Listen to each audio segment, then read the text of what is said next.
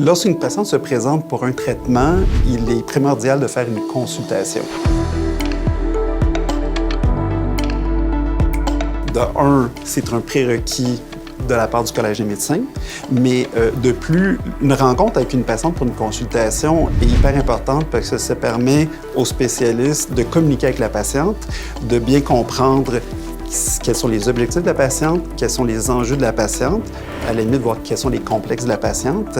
Puis, il y a tout l'aspect médical, parce qu'ici, on parle de traitement esthétique, mais on parle de médecine esthétique. Mais on devrait oublier le mot esthétique et on parle de médecine.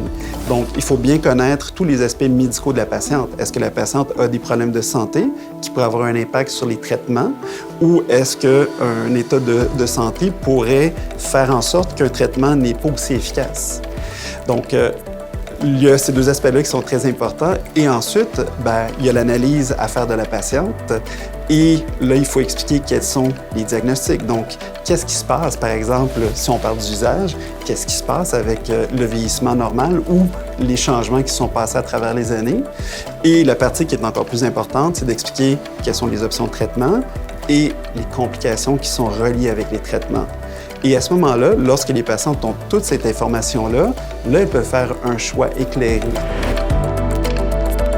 On suggère fortement aux patientes de prendre leur temps, retourner à la maison, penser aux options qu'on leur a offertes et ensuite prendre un autre rendez-vous où là, on va faire le traitement.